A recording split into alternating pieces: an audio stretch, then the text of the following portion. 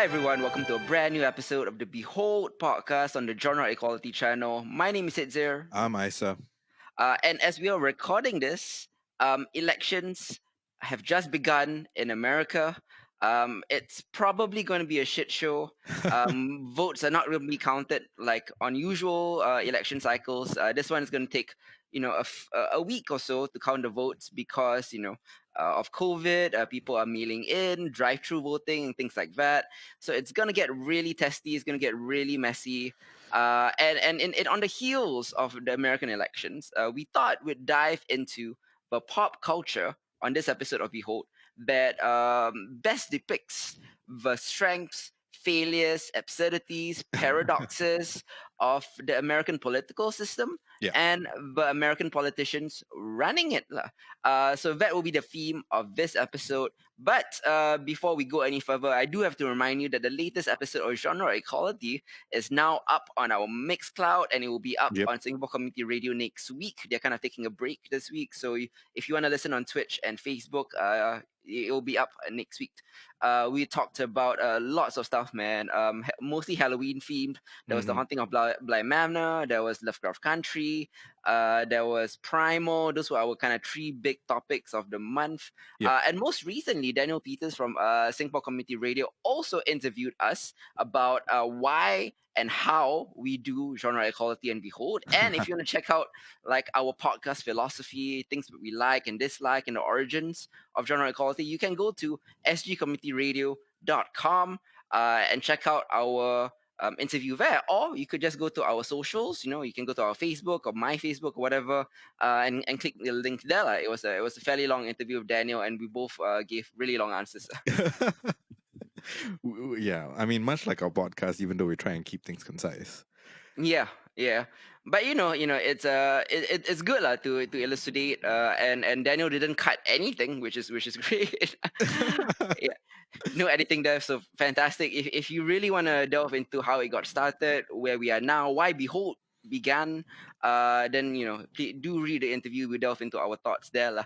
But this month, this week I should say rather, Behold talks about three things. Number one, The West Wing. hmm Number two, Veep. Number three, a very recent documentary on Apple TV Plus, distributed by A24, called Boy State. So the reason we've picked these three topics, as I mentioned, is that it kind of shows the nuts and bolts of American democracy, hmm strengths and failures, and all of that. And different aspects of it. The West Wing, being an older show, about 20 to 22 years old right now, Yeah. is depicts the idealism, but the hopeful idealism that existed in American democracy from a different era, hmm 20 years ago.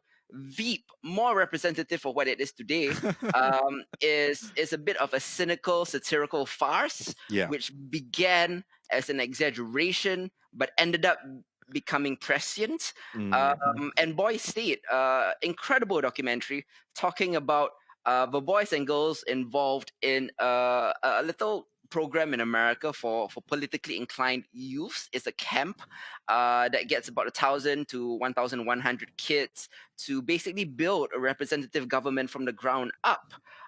It's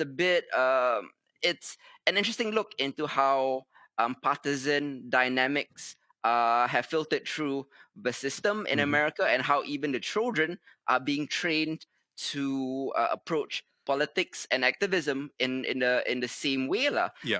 So if you want to talk about the system, its faults, what it can do, what it cannot do, whether it's good to teach the next generation of leaders the system, that's what Boys Day is all about. But we will begin with the West Wing hmm because just a few weeks ago, or right 2 weeks ago, the West Wing had a quote unquote reunion episode on HBO Max.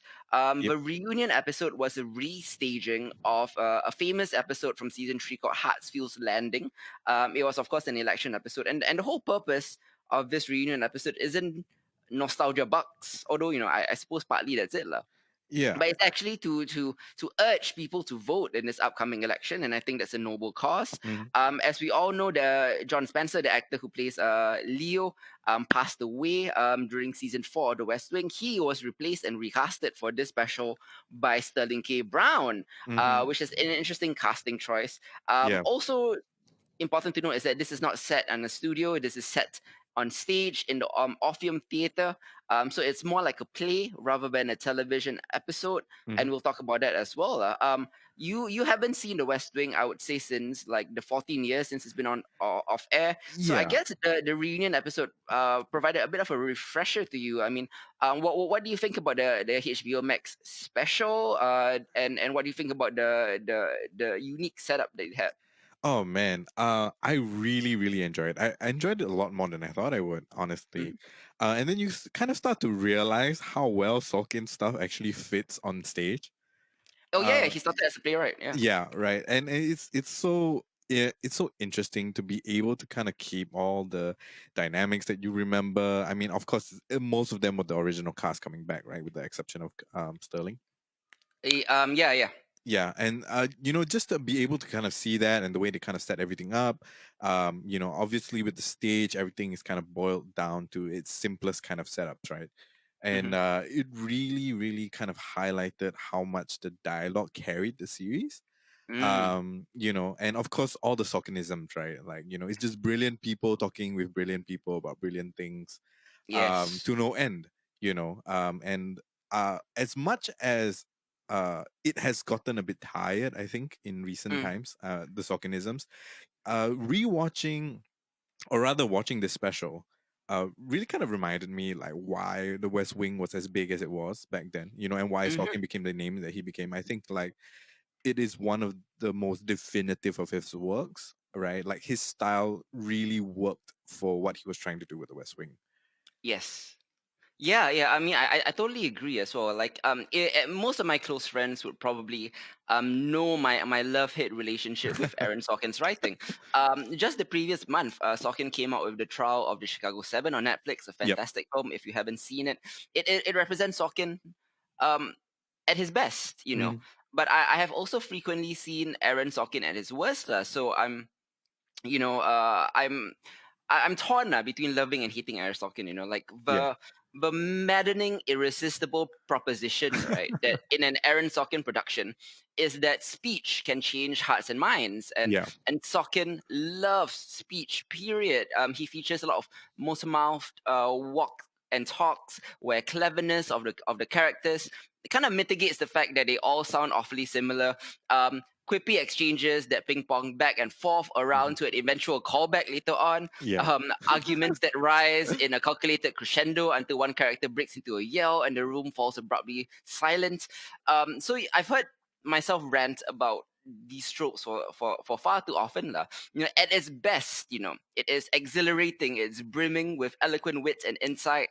All you have to do is look at, A Few Good Men, Hmm. Sports Night, Moneyball, The Social Network, and The West Wing being at the peak of it all. At Yep. its worst, it is didactic and condescending, Hmm. featuring annoyingly smart characters reveling in their own intellect. The Newsroom, Studio 60 and the Sunset Strip, the Steve Jobs film, Yeah. in the case of The West Wing, it represents Aaron Sorkin at his best, Yeah. and the stage aspect of the HBO special really elevates speech because stage is all about talking, speechifying. Hmm. Sorkin is almost quasi Shakespearean in a way, Yeah. tons of phrase and eloquent monologues just happen like everyone can deliver eloquent monologues. And looking back at the West Wing, which is about 20 25 years old now, Yep. how do you think the show has held up? Number one, just or in a vacuum, like how as a show, how do you think it's held up? And number two, how has it continued to reflect or not reflect American politics? Uh, I think, okay. So the messaging for this particular rendition of Hartsfield's Landing was to get people to vote, right? And I think, uh, to that extent, they definitely achieved, a very powerful message, right? Like by choosing this particular episode, by having the guest stars on, by encouraging, all sorts of demographics to kind of vote, right? From anywhere from the male black vote to the youth, to getting Samuel L. Jackson on board and all of that, like using the episode as kind of a platform to echo Hmm. that call to action, I think was really, really powerful. And I think it is a testament to the fact that many facets of the West Wing continue to be relevant, right? Even to Yep. US politics today. But even I think I can't remember. Maybe it was Rob Lowe, right? Who at the Hmm. beginning was basically um, addressing some of the criticisms that the West Wing had of itself, right? That it Yes. is Yeah. idealistic, that it's romanticized, and all of that. Hmm. But I think that doesn't change the fact that at the end of the day, that idealized vision, or that kind of like pure vision of what it should be, Mm. doesn't lose any power, right? I think if anything, in this day and age when we are looking at the way things are Yeah. currently, it's even more important to have that, right? Because it is a benchmark, and as unrealistic or as unpractical people might claim it to be, Hmm. it is something to aspire to, Mm. right? And aspirations, I haven't been high for a long time, I think, Yes. as far Yeah. as US politics go. So Yeah. definitely, I mean, I didn't revisit all of that, right? Mm. All of the West Wing. But just from this alone, right? The fact that they stepped out of there and they did an excellent, excellent job at executing this special, it really does have relevance, right? And even though it's not relevant in the way that a lot of the political satire that we're getting these days are relevant, but there's hope, there, and using that as a message, as a call to action, I think is really important. Indeed, I mean, sometimes you need Batman, and sometimes you need hope, so you need Superman. And Superman is this is the Superman of political television shows. Yeah. I think Hmm. it was a potent fantasy, but it was also a civics lesson. Yep. Looking back at my young self in secondary school, watching The West Wing, it was, I think, the first show on American television that reviewed the nuts and bolts of government in a way that no other TV show or film had ever attempted before, Yep. which The West Wing. lah. Hmm. In the first two seasons of the show, Sorkin's kind of overheated rhetoric showcased comic timing and interpersonal rapport that really elevated his writing to another level. Most showrunners don't function as auteurs, but Sorkin was an auteur, and everything that he does has his it's very signature. Like it does feel like Sorkin all the time. Yeah. When he was on the show, he left the show during season 5, but Sorkin claims sole or partial credit for 86 of the 88 West Wing episodes that he ran, Yeah. which is insane. His frenetic pace and all-consuming obsession were the hallmarks of the show too. Characters, as I mentioned, famously walked and talked, muddling through new strategy, or more likely debating the finer points of policy and proposals Hmm. with theatrical, quippy banter. There were wonks and workaholics, preening stuffed shirts, obsessed with their own Ivy League degrees, but they were right about race, they were right about homophobia, they were right about AIDS, they were right about guns, so on and so forth. Yeah. um, and mostly everyone cared. That was the joy of West Wing. It wasn't a White House crammed with cynical operatives or smarmy opportunists, Hmm. right? It Yeah. was an administration of patriotic, high-minded bureaucrats who were obsessed with your ability to do good. It made the West Wing a political show via the public service sentiment Hmm. of a show like ER, for example, which exalted doctors. Yep. Characters working early mornings, late nights, slept in their offices, came in on weekends, all in an effort to try to govern the leader the leading country in the free world. So in that sense, it is a very optimistic, idealistic view of American democracy from a different era, right? Hmm. If you think about, yeah, this was kind of a liberal fantasy in a sense that the West Wing was, Yeah. but it had no shortage of Republican characters or GOP characters, conservative characters, and Yeah. the thing that struck me as most hopeful and at the same time most impractical about the West Wing was that their opponents, from the GOP, the conservatives, were never portrayed as villainous. They were Yeah. always intelligent, Hmm. good-hearted, and Hmm. operating on good faith. Yep. They had fundamental disagreements on policy, Hmm. you know, They disagreed on guns, they disagreed on abortion, they disagreed on immigration, they disagreed on race. But at its core, they were all respectful of each other.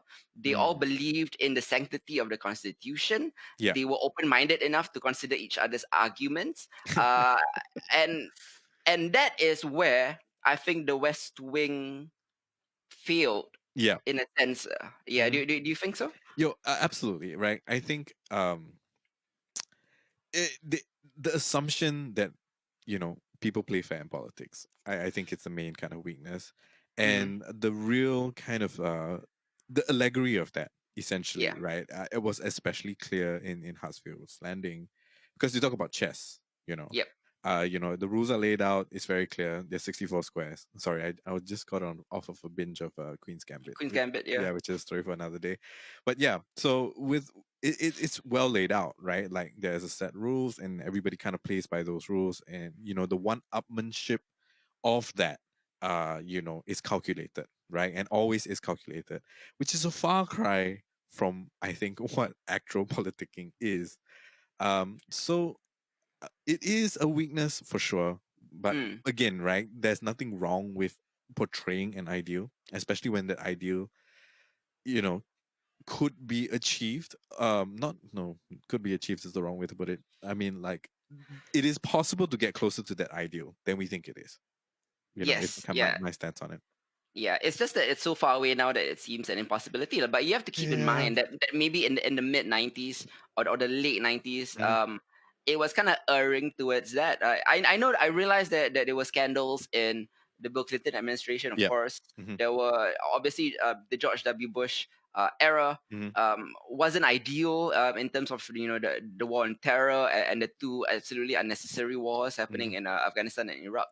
But that all seems really quaint compared to the quagmire that is American politics now. Yeah. They were arguing really black and white issues.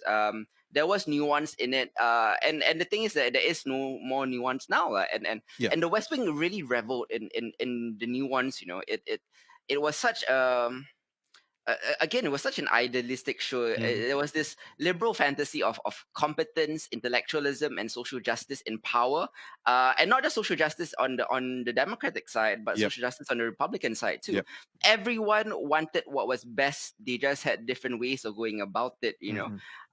And I think like in real life, like for example, Senator John McCain, right, Yeah. was the idealized Republican opponent that the West Wing liked to portray.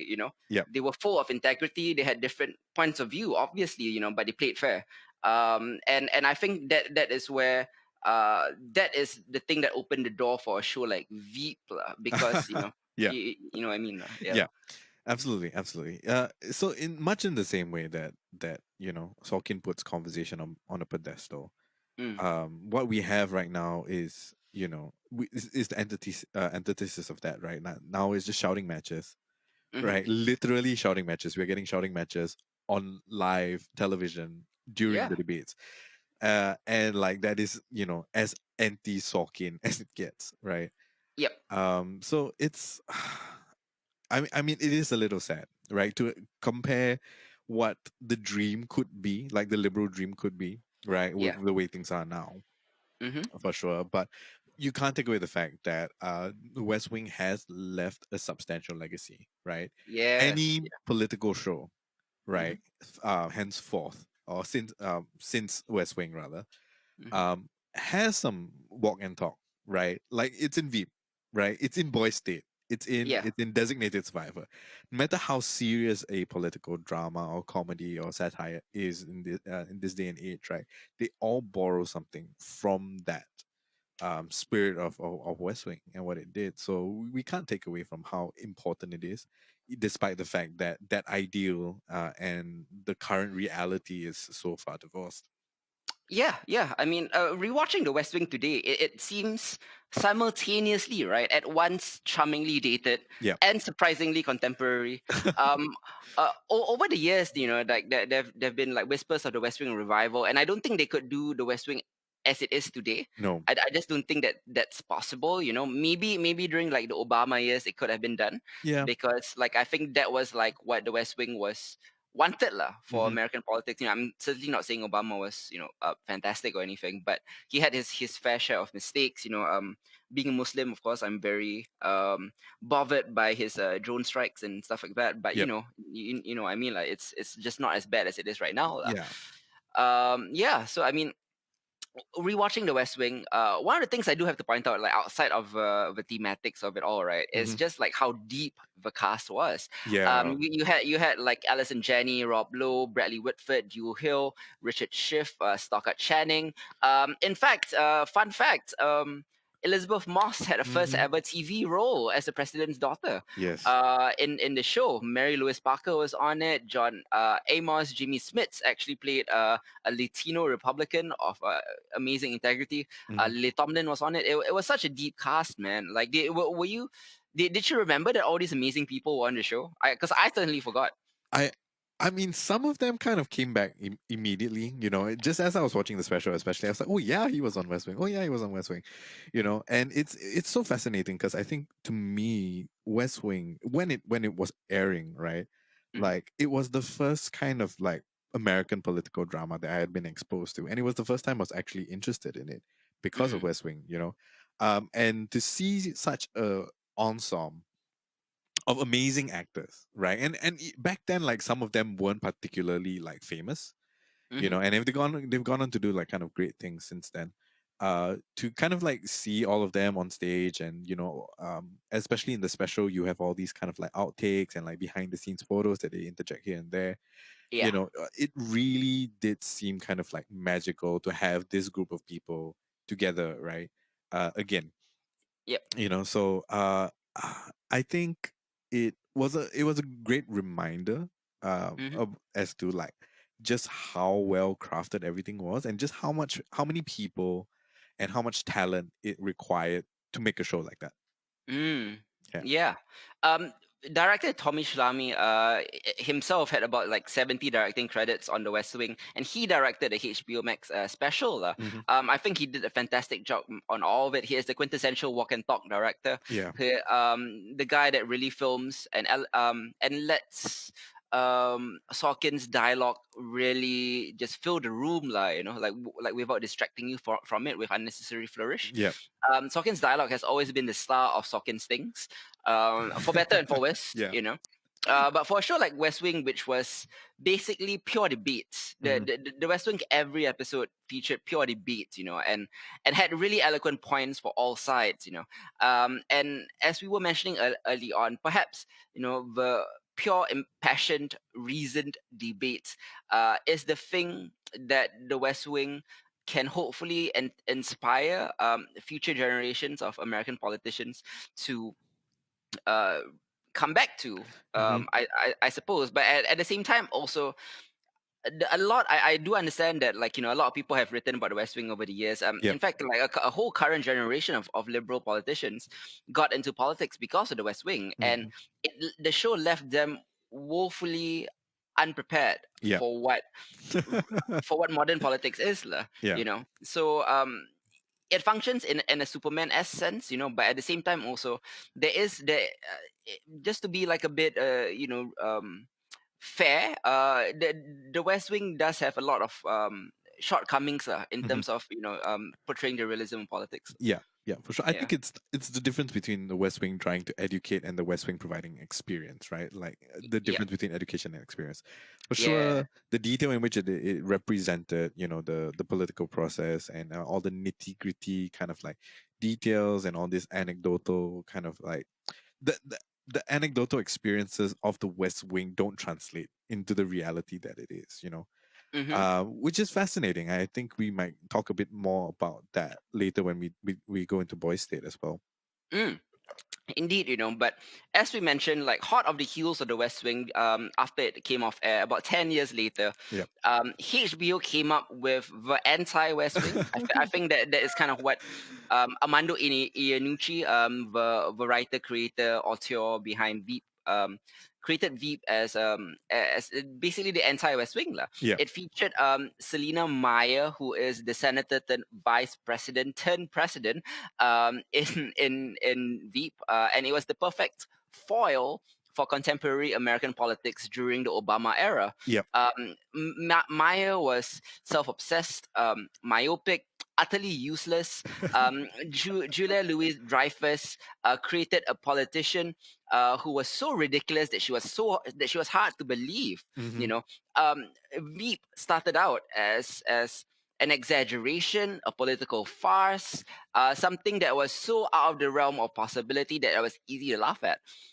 Then, like, something amazing happened in 2016 during Veep's third or fourth season. Utterly amazing. Veep became went from exaggeration to an actual accurate depiction Hmm. of the political process in America. I think. What do you think about this sudden turn in 2016? Like, I don't think anybody saw Veep going from like a far out ridiculous show to becoming a show that most represented American politics at the current time. I yeah, I don't think anyone could have predicted that, right? Hmm. Just from with the election in 2000 in 2016, right? Hmm. Like people weren't expecting the results of that, and I think it's very difficult for any writer who's kind of sits down and say, okay, we have this in mind. This going to be, the opposite of the West Wing. We're going to make things as ridiculous as and farcical as possible. We're going to Hmm. make people laugh about it, and hopefully within that there's some sort of moral or lesson involved. Yeah, yeah. And Everyone was incompetent. yeah, and like Yeah, everyone is just flailing all the yeah, time, right? In the most ridiculous ways. And you have this entirely absurd cast of characters that, just uh, uh, it is so ridiculous, it's beyond belief, right? But yeah, then for that to kind of like switch for that to kind of unfold before everybody's eyes, I can only imagine what it's like, to be on the in the writing room and Veep and just like we can't talk real life right yeah. now. Where do we go from here? But they still managed to do so for what, an additional 3 seasons, 3 seasons. right? Yeah.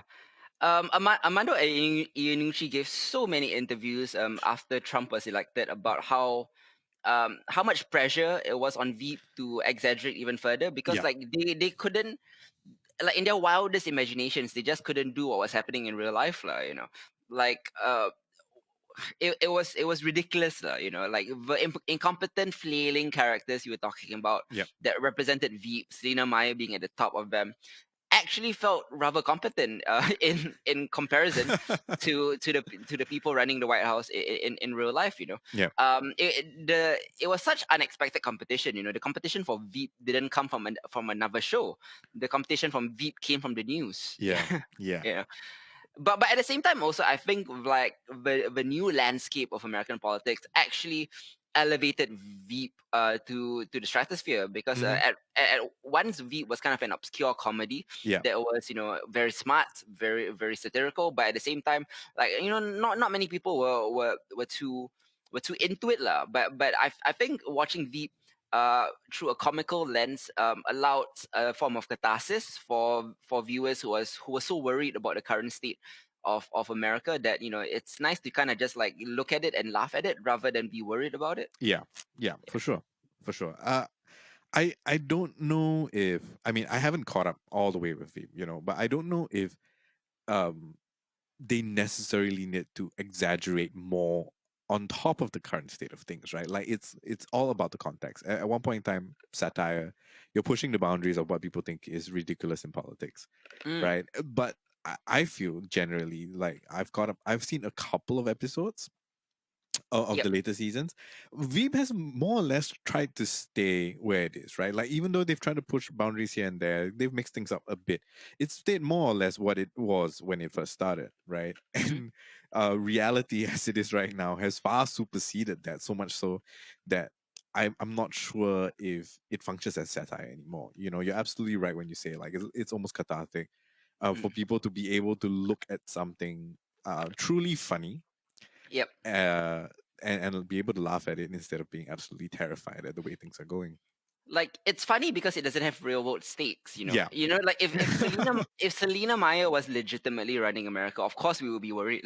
Yeah. Yeah. But the thing is, it's a fictional world, which allows you to laugh, and it's better to laugh at this fictional world than the real world that we have now, Hmm. like I was reading so many interviews in the lead up to this episode from Julia Louis Dreyfus, who, I mean, amazingly, I do have to say, amazingly crafted yet another iconic sitcom character that is Mm-hmm. as iconic as Elaine from Seinfeld. Mm-hmm. She Mm-hmm. has just won 7 Emmys for the show, which is absolutely insane. Yeah. Yeah, but like it does, Veep does suffer from real life America, lah, but at the same time also benefited from it. Yep. The political life shifted so suddenly and violently. The show set out to point out the foibles of the political system, Yep. the advisors, the inscrutable wonkishness of Washington. The focus group tested cynical policy decisions, but in the current political climate, it all seems rather than rather than a ridiculous sitcom thing, Yep. more like an actual thing that could happen and has happened. Mm-hmm. So it does actually function more than the West Wing. I feel the Veep function as a better way to address the current situation Mm-hmm. than the West Wing was. Yep. Because this truly depicted how politicians acted like politicians in a modern era. Mm-hmm. First it started out for laughs, and then it became really scary. Selena Meyer at first, in the beginning of the show, was kind of easy to laugh at because she was ineffectual. Yep. She was a female vice president who no one took seriously. Mm-hmm. The thing where the show really turned on its head and made it a bit more serious was when, spoiler alert, like Julia Louis Dreyfus's character actually became the president and actually had real power behind her. Yeah. Her turn from buffoon to dangerous buffoon was spectacular to watch and so heartbreaking, especially for the people around her. Mm-hmm. Her turn to villain was done so well, that I think, like, Veep season 7 came out at the same time as Game of Thrones' final season, and at the same week they add episode. There's a famous episode where Danny goes full evil, Mm-hmm. and Selena Meyer goes full evil, and the way that Veep did Selena Meyer was so much better than how Game of Thrones did Daenerys. I feel it's insane that this, like, satirical farcical show Yep. also had like real character moments and real character arcs. Like, I don't want to diminish Veep as just ridiculous and all the time. Its characters over the years actually developed. You felt for them. Mm-hmm. Mm-hmm. You for example, Tony Hill's character, he basically Selena Meyer's lapdog. Yeah. Gary. Mm-hmm. I felt for him too. Their disintegrating relationship with each other Yeah. was both comical and heartbreaking. Mm-hmm. Yeah, Veep, I think, was, in the end of the day, like years from now, I think Veep will go down as a more prescient show than the West Wing is.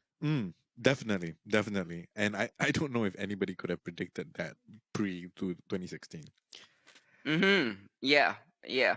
So I mean, I don't like Veep ended at the appropriate time in its series finale. Mm-hmm. Because I don't think Veep could have gone further than it did, but it ended in a perfect way. Like, and I know you haven't seen the Veep series finale. Yep. And there's no rush. You can take your time. The show will always be there. Mm-hmm. I will just have to say that the Veep's series finale is one of the most perfect, like pitch perfect series finales that you could ever want, from any show.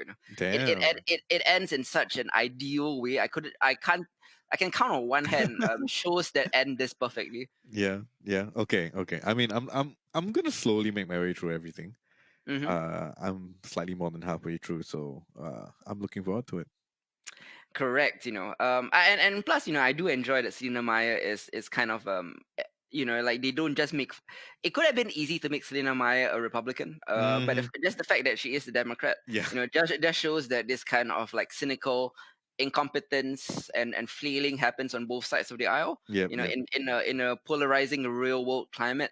Mm-hmm. It At the same time, also, the series is armored with the ability to analyze, critique, and hold accountable both the Democratic and Republican parties, Mm-hmm. making for a more balanced and well-rounded satire. And that's why the series so wonderfully defined the zeitgeist of today. Yeah. Yep. Yep. Absolutely. I agree.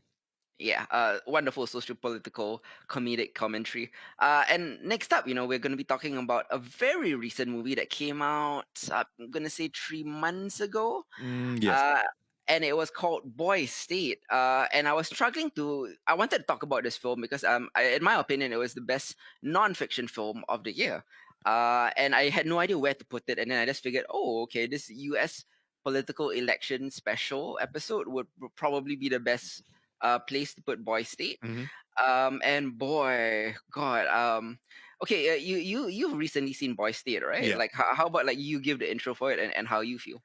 Okay, so essentially, every year, right, the Yeah. American Legionnaires, they sponsor a political camp called Boys State. There's two separate camps, one for boys and one for girls, right? And Yeah. they invite 1,000 or slightly more than 1,000 youth who are interested in politics down to basically reenact the political process in Texas itself. So it's a film that's based in Texas.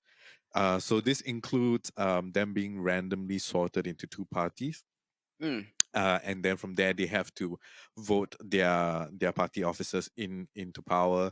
They've got to decide on what their platforms are, or what their stances are.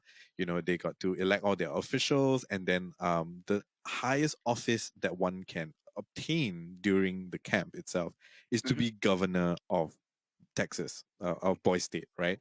Yep. So you have these two parties again, kind of like battling out.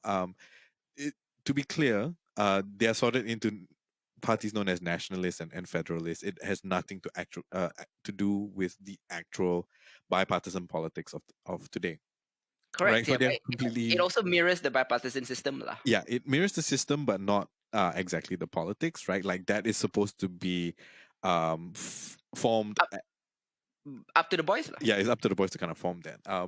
Interestingly enough, that uh, it gets formed along the lines that you think it would be formed, despite the Yeah. fact that it was supposed to be randomly assigned. So we Yeah. basically follow a key number of players during the camp itself, right? Most of them being boys who were vying for some of the more prominent, prestigious roles. Mm-hmm. Um, that were available during the camp, and we follow them through kind of like their personal stories and where they're from and all of that, and they elucidate a bit on their belief systems and where that comes from, what their strategies for campaigning are, and why they're interested in politics in the first place. Yeah, so that's kind of the premise of Boys State. Yeah. And I really, really enjoyed it, Mm-hmm. because it's fascinating to kind of see, first of all, like a very detailed look of how the political process in Texas is like, right? Mm-hmm. Up to the governmental office.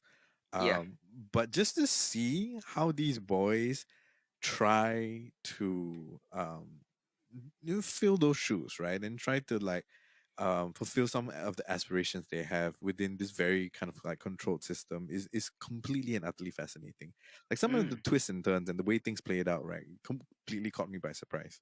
You Mm-hmm. know, so on the whole, I really really enjoyed Boys State. Um, how did you feel about how things played out? Well, I mean, first of all, you already know that this. I feel like one of the year's best documentaries, Yep. and I feel like it presents a fascinating look at teenagers brought together for an exercise in government, as a civics exercise, Yep. which somehow manages to unerringly encapsulate partisan divisions in America right now. Yeah. And the opening medley of past participants, which include Bill Clinton, Hmm. Dick Cheney, Cory Booker, Rush Limbaugh, Supreme Court Justice Melito, kind of only stokes your curiosity about where these particular youngsters will be 30, Oh 40 years yeah. from now. Yeah. And Absolutely. and situated in Texas, sponsored by the American Legion, Boy State was kind of described as a week-long experiment in self-governance, a sort of Hmm. summer camp for really really smart nerdy student body president types, Yep. putting them through the process of electing legislature and eventually a governor and actually proposing legislation. Yet the intense lobbying and campaigning process exposes fractures within the American society, Hmm. as well as flashes of a win at all costs mentality, Yep. including the dirty tricks and tribalism that pervade the political system today. It's permeated all the way down to our youth. Hmm. The kids have clearly absorbed talking points and tropes from the Uh-huh. media they consume, Yep. as Absolutely. evidence during all the speeches, where some kids are proclaiming our masculinity shall not be infringed, etc., etc. Ultimately, the film kind of zeroes in on the candidates for governor, like the high office representing the nationalists and the federalists. And one of the stars of the documentary, and I feel like one of the more hopeful, bright spots in American politics, is a kid of Mexican immigrants Mm-hmm. named Steven Gaza, Yep. whose progressive point of view puts him at odds with many, many, many people. You have to keep in mind that Boy State in Texas are made up of boys from Texas, Yep. Yep. meaning that everyone from both parties lean very right. They Mm-hmm. all lean very conservative. So Yep. there's a lot of talk about protecting Second Amendment rights, but at the same time, Gaza's personal charisma wins over some of the attendees to his side amazingly, Mm-hmm. in a very red state, Yep. and I think the directors, Jesse Moss and Amanda McBain, have accomplished a seemingly impossible task of taking a group of ambitious, media fluent teens and somehow making the camera feel like it melts away, Mm-hmm. in a manner that makes their interactions and even their posturing seems real and unforced. Yep. Yep. Um, Already one can see that the participants are not merely struggling to find points of compromise, because that's important in politics, finding points of compromise, Mm-hmm. but in some instances they are sacrificing core beliefs Mm. in pursuit of victory. Yep. Yep. um, One kid says sometimes you can't win on what you believe in your heart, Yep. which is true, Mm-hmm. admitting that his stated opposition to abortion rights Yes. is not where he really stands on the issue, which is amazing because this kid understands that he's running in Texas Yeah. and he's not going to win on a pro-choice platform, Mm-hmm. despite the fact that that's what he truly believes, Yep. And it's sad because I can tell that the kid has this idea that he can change the machinery from the inside once he is elected, But Yeah. at the same time, once you are elected, you are beholden to the electorate, Mm-hmm. who expect you to fulfill the promises of your campaign. So that is the catch-22 of American politics. It is fascinating, and some of the speeches here by these kids who are 15, 16, Oh my 17 God. Yeah. are ridiculous. Some of them just have me uh, standing up, cheering, Yeah. clapping. Yeah, I will follow you to the death, that kind of thing. Yep. That there is a sense throughout these politically engaged youths that they will eventually become leaders, which makes the apparent lessons that they have internalized and the figures who they admire. One is actually compared to conservative pundit Ben Shapiro, which is so scary. So it makes it both inspiring and alarming. Mm-hmm. Absolutely. In a way, I feel like this is the political version of Netflix's Cheer. Oh yes. Yeah, That is yes. Absolutely. I can see where you're coming from. yeah, yeah. Yeah. Yeah. Uh, What about you, man? oh man, some of the speeches here would like kind of blew me away, right? Like I did some Model UN stuff back in the day. I've run for like student office before, but Mm-hmm. just like seeing these, what they're barely out of high school, Yep. right? And some of the really, really nuanced, very calculated speeches that they give were pretty mind blowing. I have to say, in particular, Gaza's like final few speeches really really got me, the kind of maturity and the kind of foresight I think a lot of them show during the Yeah. process of going through everything is Yeah. pretty mind-blowing, right? When you remember that these are like 16, 17, 18-year-old kids, Mm-hmm. and how that all plays out ultimately. I mean, I was rooting for obviously the more liberal party, right? Of course. Yeah. But to see it play out the way it did, right? And kind of Mm-hmm. like the amount of time they spent after the results are announced, just making sure, checking in with the kids, and seeing how they're feeling and what they've learned and all of that. It gives me hope. It's Mm-hmm. it's a hopeful film at the end of the day, because um at the core of it, right, if people care, they can enact change that is meaningful, right? It is possible to change minds, Mm-hmm. and I think like embedded within Boy State itself, despite the machinery of it ongoing, right? And the machinery of it ultimately decides. Mm-hmm. There are these like small stories, especially of just like kids coming up and saying, I totally understand where you're coming from, right? Like we may not share the same thing, but I felt you. Like these things are things that I hope to see in politics. Hmm. And I'm hoping that the youth having these things as they are trying, or aspire to like political office, is an indication that in the future that might happen. You know. I agree. With respect to Stephen Gaza, who is of course the son of an undocumented Mexican mother, Yep. and also Otero, who is an African American teen from Chicago, who Hmm. is just a maverick personality with a Yeah. flair for progressive oratory, Hmm. that wins him the Nationalist Party chairmanship, at least until impeachment proceedings happens, which was fired up by racist attacks, which are so Yeah. it's almost predictable that was going to happen, Yeah. and for the Federalists on the flip side, it's led by Ben Feinstein, who is actually quite an inspiring story of a double amputee, from San Antonio, Yep. with with a passion for Reagan era conservatism, Hmm. and no aversion to playing dirty. So he is a complicated character, He is. He is. yeah, and that puts him in line with this kid called Robert McDougall, who is a handsome football captain. Yep. The optics of it, he has strong, he's outgoing, he has strong convictions. You would think that he is going to be a strong player, but he is the one, as we were talking about, who is privately pro-choice. Yep. But yet Roberts lobbies against abortion because he's figured out that sometimes you have to stifle ideological stances in order to stump for votes. But Yep.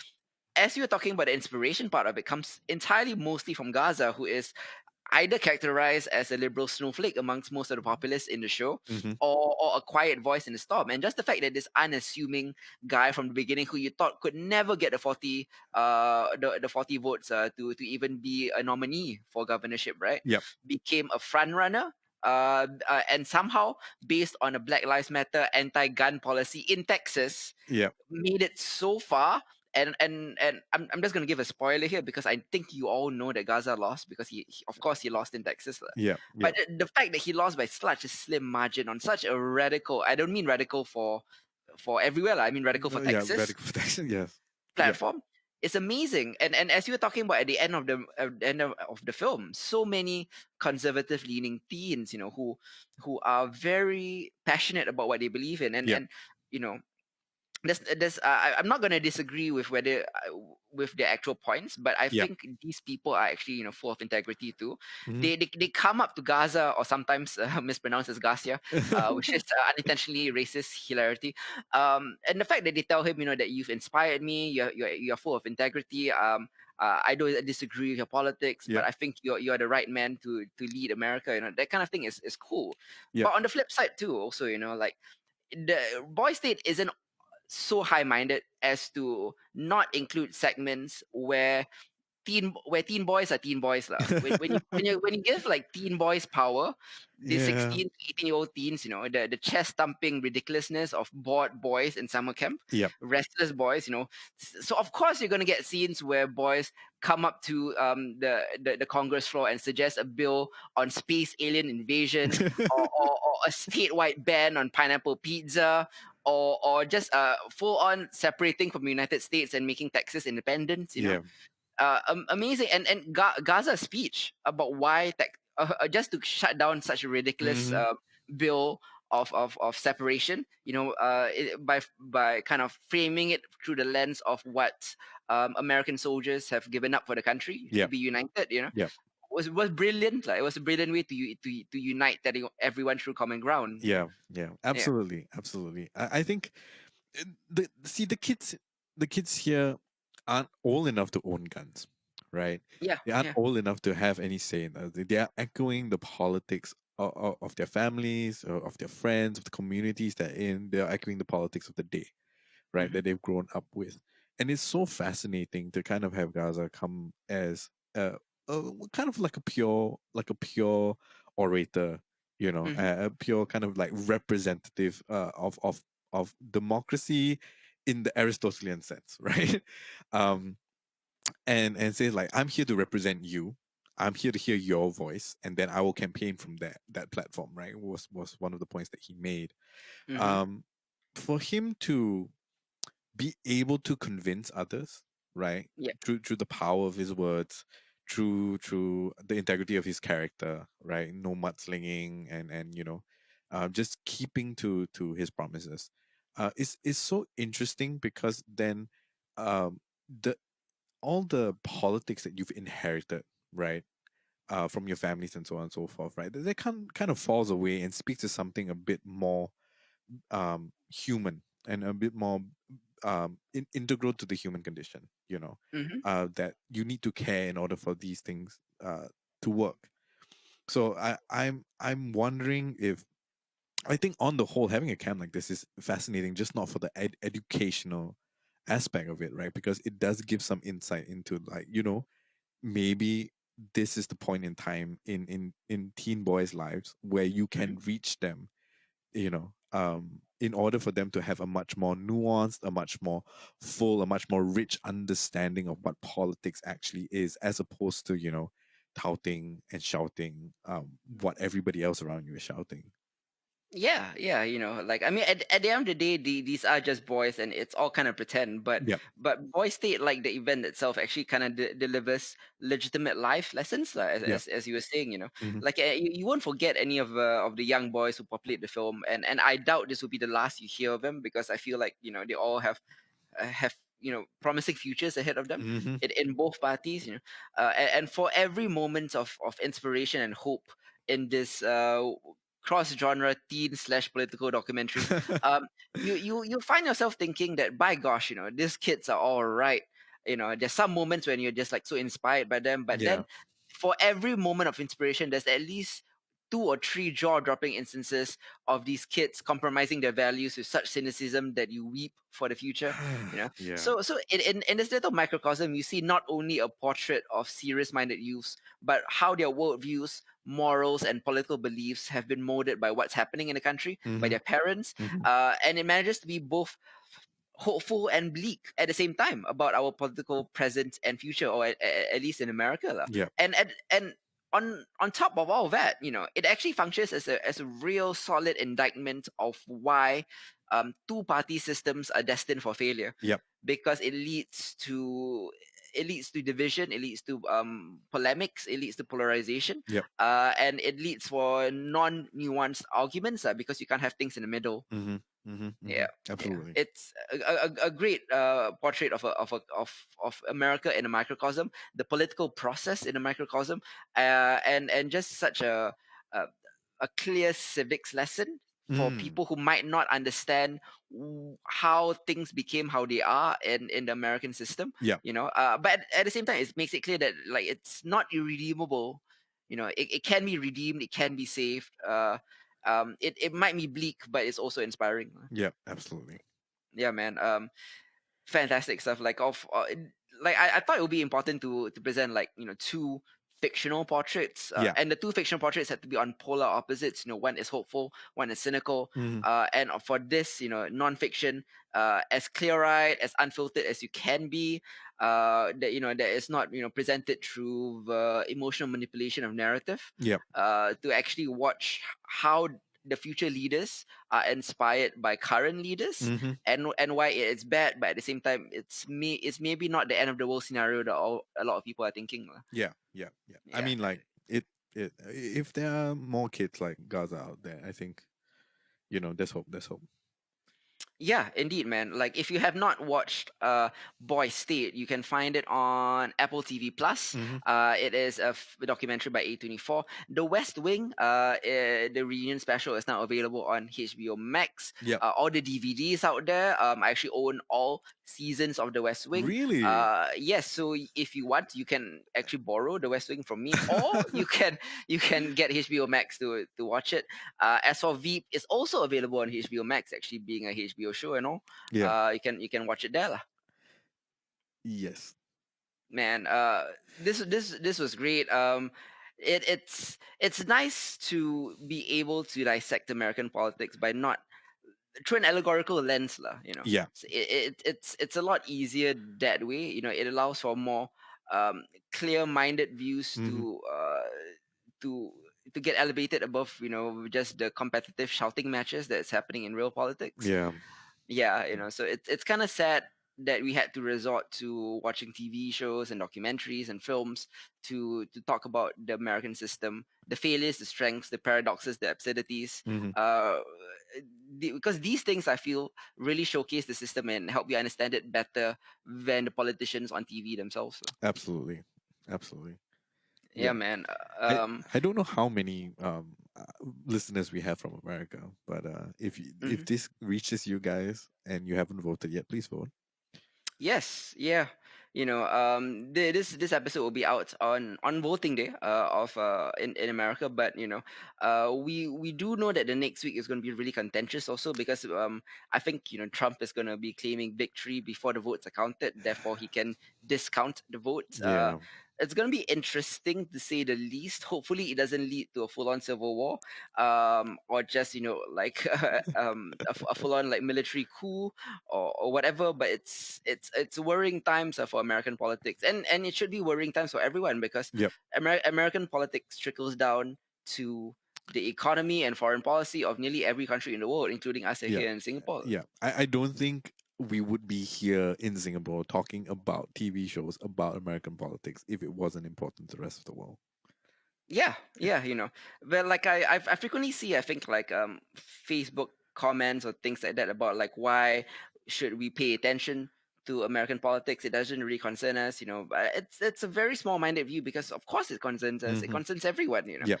like this country along with the two other superpowers, Russia and China, control the fate of the world. Hmm. They control tax tariffs, they control trade, they control everything, like our supply and demand chain, everything. It's all up to them. That's why we should be paying attention to this. Yeah. Absolutely. Man, yeah. Next, well, not next week, 2 weeks from now, we will be back for a new episode of Behold, where Hmm. we talk about single location dramas. Yes, we're getting claustrophobic with some of the greatest stories set entirely within one room. Hmm. We'll be focusing on the riveting jury debate in Sidney Lumet's 12 Angry Men, which I personally consider to be the greatest film of all time. Hmm. We'll be talking about a Danish thriller about a police emergency phone operator Yep. in a film called The Guilty. We'll also be talking about Alfred Hitchcock's classic voyeuristic mystery, Rear Window, Hmm. alongside HBO's more current motel room anthology, Room Room. 104. Yep. And through it all, these compact chamber dramas, I think, wring maximum emotion from minimal space. Hmm. Before we cap off, have you seen any of these four things yet? And which have you seen? I've done 12 Angry Men. Okay, I've done the Room 104 episodes that you have previously discussed on genre. gotcha. And some Yeah, of them we watched together, if I remember correctly. yeah, we did. Yeah, Yeah, so I'm gonna yeah. go and brush up a bit more, especially on the new season. Okay, I haven't watched any of those yet. Have not watched The Guilty. Have not done Rear Window yet okay, either. yeah. Yeah, I know it's a classic, but Yeah, I would suggest maybe you skip Room 104 season 4 because it's not that great. Oh really? Yeah, yeah, but the best episodes are found in season 1, 2, and 3 lah. Yeah. Okay. I think I'll go back and visit the highlights because that's probably what we're gonna be focusing on. Correct. Yes. Yeah. So a lot of old films and new. Well, yeah. Ish. Yeah. New stuff. Into newish stuff like in 2 weeks time. Yeah. Yeah. I do feel like maybe we have too much of a focus on more. When we think about classics, we think about stuff from the 70s and 80s and Yeah. 90s. Yeah. But I'm personally a big fan of a lot of movies and TV shows that came in the 30s, 40s, 50s, and 60s too. Hmm. So I thought this would be a good way to kind of revisit some of the older films that Yeah. don't have too much money and just rely on writing and acting and just pure Yeah. filmmaking minimalism. Is this the first time we're doing something from way, way back? Hmm. I don't think we've ever done. Yeah. Any. Probably, right? Yeah, probably. I don't think we've done anything like earlier than the 60s so far. Correct. Yeah. Yeah. Yeah. This should be Yeah. interesting. Hmm. This will be interesting. Yeah. Anyways. Till next time. This has been Hitzer. I'm Isa. And if you're in America, go vote, guys. Yep. Goodbye. Bye.